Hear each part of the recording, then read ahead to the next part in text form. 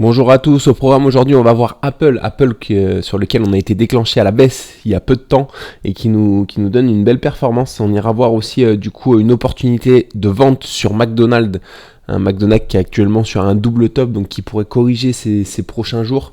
Et puis enfin on ira voir Pernod Ricard qui offre une nouvelle fois une opportunité à la hausse. Donc voilà, et on commence avec le SP500.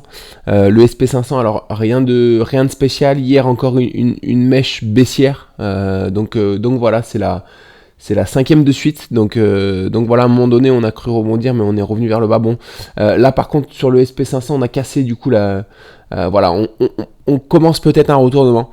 On a cassé par le bas les 4690. Donc voilà, à voir comment on évolue sur le SP500 également. On rejoint du coup le Nasdaq déjà qui a cassé qui est sur le point de nous faire un retournement. Donc voilà, on arrive. En tout cas, avant de faire un retournement, déjà on va voir les zones de support. Là sur le Nasdaq, on arrive sur une zone de support. Donc voilà, on a également cette zone de support qui peut être un second objectif. Donc on va voir comment on réagit déjà sur la première. Pour les indices européens, du coup, on a fait un léger rebond hier, un léger rebond sur le DAX et un léger rebond sur le CAC 40. Enfin voilà, ça ressemble à un rebond technique plutôt. Quoique le CAC 40, on a rebondi vraiment sur un support. Donc à voir comment on réagit les prochains jours. Est-ce qu'on repart fort vers le haut sur les indices européens, ou alors si on bricole un petit peu latéralement, si on corrige latéralement, dans ce cas-là, ce sera plus signe de continuation baissière. Donc voilà, on va suivre ça en tout cas. On commence avec Apple. Du coup, Apple, la perf du jour. Alors on l'avait prise ici sur le double top, vous le voyez. On avait à la fois un double top et à la fois une sorte de biseau ascendant. Donc voilà, on a eu un retournement ici, donc on avait mis un ordre en dessous, forcément on a été fortement déclenché. Il y a un gap baissier qui a confirmé du coup le déclenchement. Les objectifs à court terme de cette figure, forcément, c'est à la fois du biseau et à la fois du double top. C'est la ligne de coup, c'est ici, c'est le bas de la figure du biseau. Donc voilà qui se trouve autour du R5. Est-ce qu'on va les atteindre? Je sais pas, je sais que les biseaux ascendants, on a 82% de chances de les casser par le bas, et ensuite on a 63% de chances d'arriver sur les objectifs. Donc voilà, là on est en cours. Il nous reste à peu près 2 chances sur 3 du coup d'arriver sur ces objectifs qui sont aussi des objectifs du double top. Donc je pense que il y a des chances qu'on y arrive en tout cas sur le R5. Donc on va continuer de suivre ça, sachant qu'on arrive là sur une zone de support. Donc on peut aussi rebondir sur cette zone là. Donc voilà. Concernant le flop du jour, AXA. AXA est magnifique, regardez ce biseau ascendant, c'est vraiment, comme dirait Nico, un cas d'école. Voilà, c'est beau. Et puis là, du coup, on avait pris un retournement sur le haut du biseau. On est en train de repartir vers le haut. Est-ce qu'on va finir par casser ce biseau par le haut? C'est une possibilité, ça arrive pas souvent, ça arrive je crois une fois sur 5. Donc voilà, ce serait dommage, mais voilà, un beau biseau comme ça, je pense qu'on a des chances de partir vers le bas, sachant que là le rebond est quand même un peu poussif. Donc je pense que là on n'est pas loin d'un double top en plus. Donc à voir ce qu'on nous fait dans cette zone. Si jamais on recasse, si jamais un autre stop loss est déclenché, on surveillera tant qu'on reste au sein de ce biseau d'éventuels retournements pour partir vers le bas.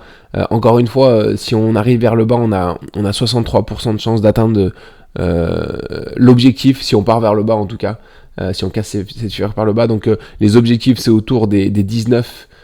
Donc voilà, ils sont très très bas. Donc les stats sont très très bonnes.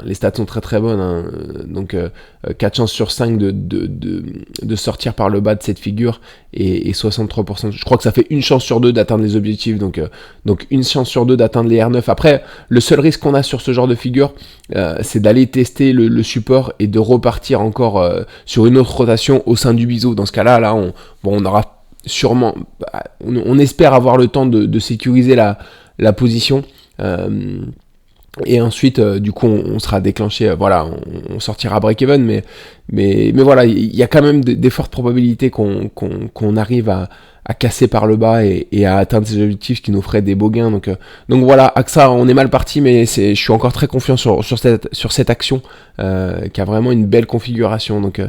Donc voilà, l'opportunité à la hausse de demain, Pernod Ricard. Alors on a essayé de la prendre plusieurs fois déjà, Pernod Ricard. On s'est cassé les dents un petit peu, je crois qu'on est sorti, non, on est sorti break-even ou en léger positif ici. Ici on a un nouveau retournement. Le retournement pour moi alors pour moi on est dans cet élargissement symétrique de sommet. Sur Pernod Ricard, voilà, on voit qu'on est sur des plus hauts et on voit que là, si on trace une droite, on est sur les niveaux actuels en tout cas. Donc là, ici, on a un rebond. Donc je vais vous le montrer en 1 heure. Voilà, un beau rebond, donc un retournement potentiel. Et du coup, voilà, les objectifs, forcément, c'est le haut de cet élargissement symétrique qui seront au-delà des R10. Voilà, on n'en demande pas tant.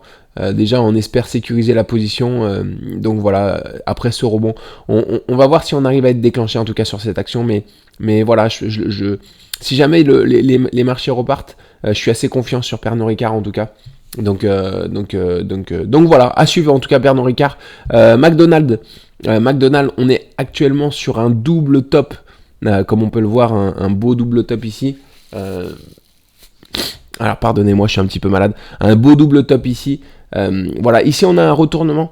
On a un beau retournement ici, donc voilà, je vais vous le montrer en 1 heure. Voilà, il est ici, donc on a une belle mèche baissière hier au cours de la séance, voilà, qui valide ce retournement. Donc on a mis un ordre en dessous, on mettra notre stop loss au-dessus si jamais on est déclenché par le bas. Les objectifs du coup de McDonald's, c'est les 244 qui se trouvent autour de notre R6,5, R7.